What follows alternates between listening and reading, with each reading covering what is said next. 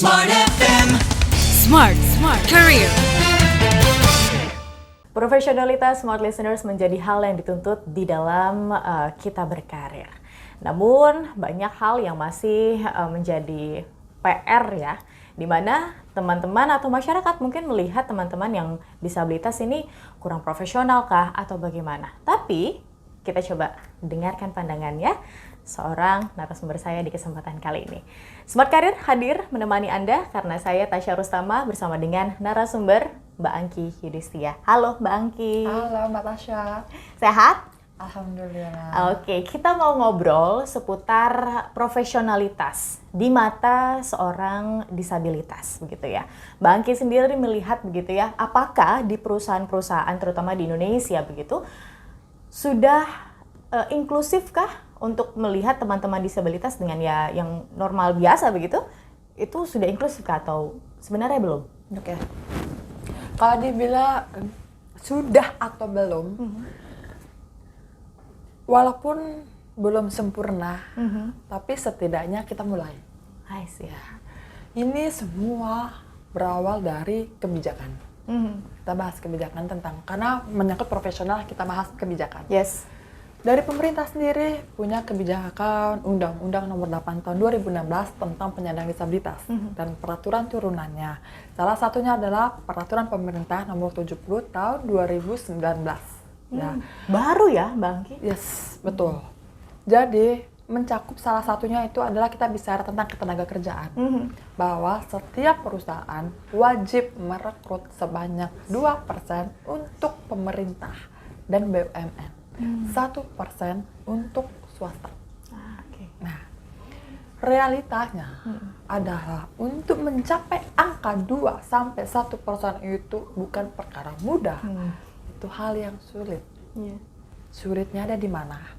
Kita lihat dari sisi penyandang disabilitasnya.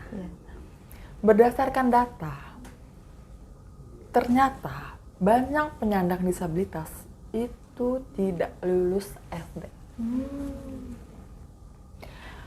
Data yang kedua lebih banyak itu, kalaupun sekolah banyak yang lulus SMA, tapi SMA LB, sekolah menengah atas luar biasa. Yang artinya itu adalah pendidikan secara vokasi. Nah, untuk lulusan S1 itu sangat sedikit sekali. Sedangkan pekerjaan yang formal semua maunya lulusan S1. Ya kan? Jadi gapnya tinggi banget nih antara talenta penyandang disabilitas dan demand-nya. Itu gapnya tinggi banget.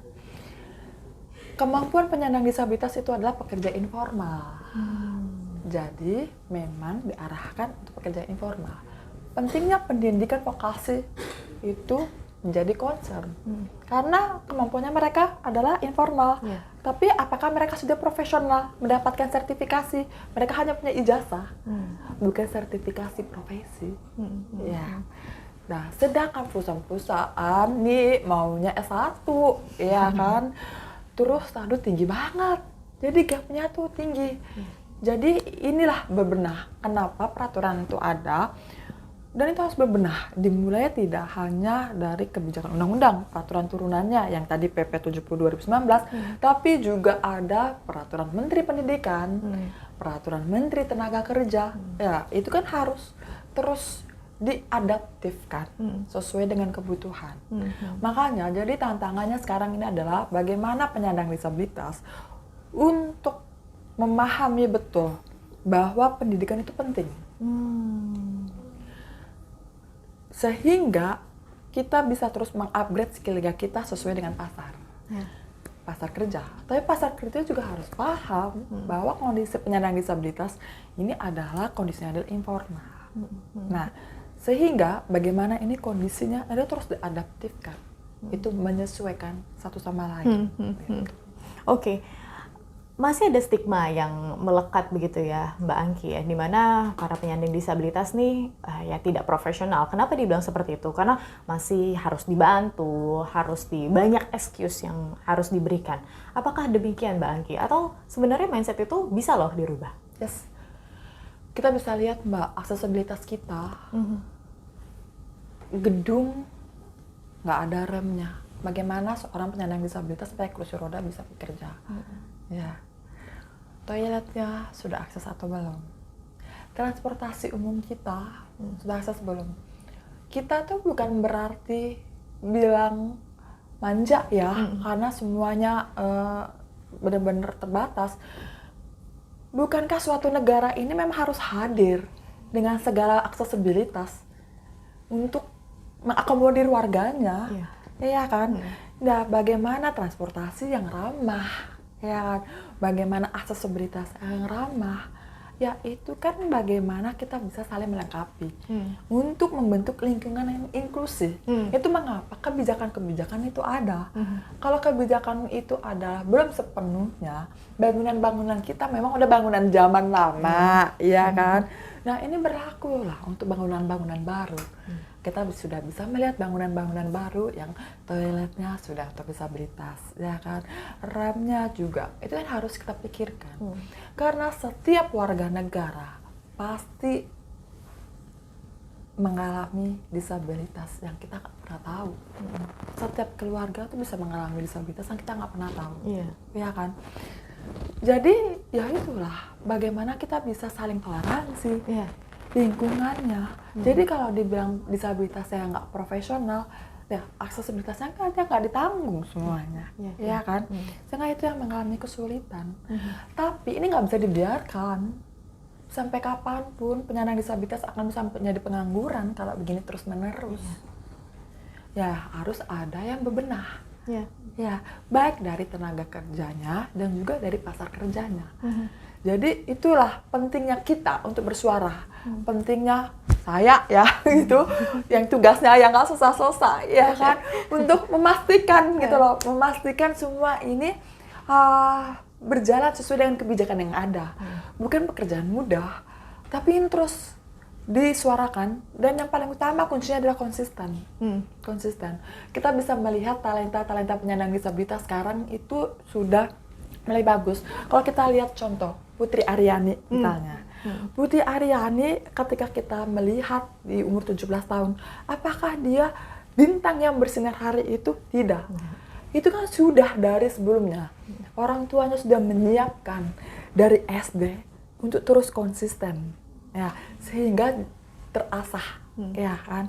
Sama halnya untuk tenaga kerja lainnya. Untuk bisa berkarir, ya dipersiapkan sebelumnya. Inkubator, talenta, kalaupun tidak bisa bekerja di perusahaan, kita bisa arahkan menjadi pelaku UMKM. Ya, banyak pelatihan-pelatihannya, kan, permodalan, pembiayaan, pendampingan. Bank-bank sekarang juga sudah mulai untuk mencoba untuk memahami kebutuhan penyandang disabilitas. Kita sudah waktu itu duduk bareng dengan OJK dan para bank-bank juga. Kalau penyandang disabilitas ini sulit untuk kerja, maksimalkan untuk menjadi pengusaha atau pelaku UMKM.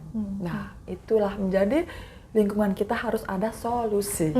Ya, sehingga penyandang disabilitas bisa mandiri secara ekonomi. Iya, karena saya juga melihat ya Mbak Angki ya, sekarang kan banyak juga tuh kafe-kafe yang akhirnya buka, terus mempekerjakan para penyandang disabilitas. Betul Mbak, vokasi teman-teman bisa jadi barista. Iya. Atlet-atlet, Nah, ya kan? Atlet-atlet sekarang itu udah mulai konsisten latihan, mereka berkompetisi, karena masing-masing orang itu punya talentanya di bidangnya masing-masing. Nah, inilah yang terus dikembangkan sesuai dengan potensi mereka.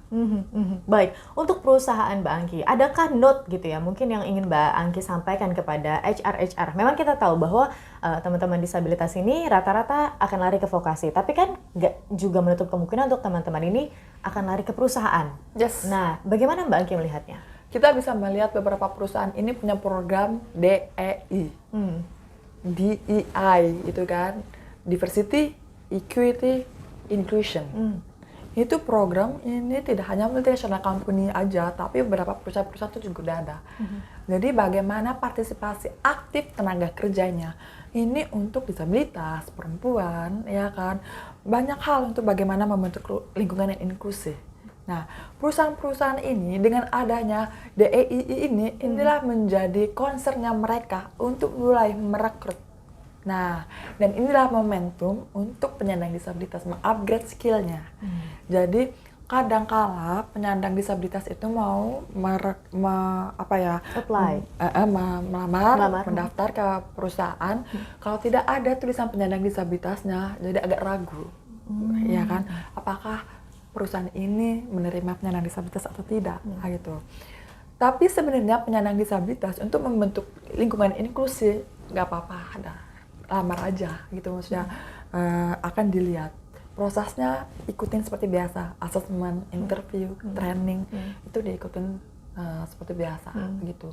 Jadi inilah sebenarnya bagaimana pentahelix kolaborasinya kita sudah berjalan dari pemerintah, dari pelaku bisnisnya, dari masyarakat, komunitas untuk mewujudkan tenaga kerja yang inklusif. Baik, dan sekarang udah tinggal keberaniannya para teman-teman disabilitas nih ya untuk ayo maju dan juga upgrade skill dan juga diri begitu ya. Betul Mbak, kalau kita lihat dari kemarin-kemarin itu kayaknya susah banget karena kebijakannya belum. Iya. Nah, tadi Mbak bilang kebijakan baru ya, baru. Karena dari peraturan pemerintah, harus ada peraturan menteri, ya kan, harus ada peraturan-peraturan lain sehingga bisa disosialisasikan kepada seluruh perusahaan. Kementerian Tenaga Kerja setiap tahun sekarang kita punya peraturan presiden tentang pemberian penghargaan. Jadi Kementerian Tenaga Kerja memberikan penghargaan kepada instansi-instansi perusahaan yang merekrut tenaga kerja. Harapannya adalah ini perusahaan-perusahaan terus memiliki esensi sense of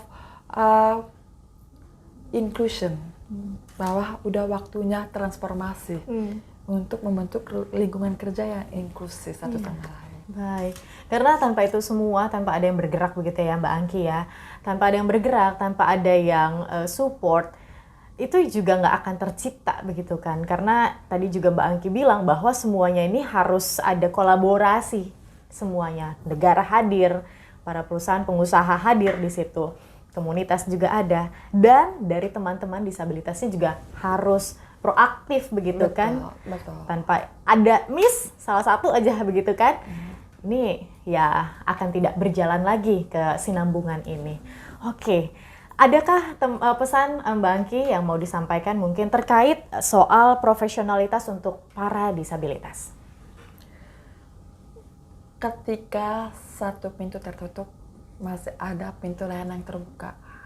Jadi jika teman-teman ingin bekerja, ketika satu gagal, pasti akan ada pintu lain yang menerima teman-teman disabilitas. Jadi jangan nyerah, tetap selalu upgrade skillnya, dan mudah-mudahan lingkungan inklusif bisa dibentuk dari kita.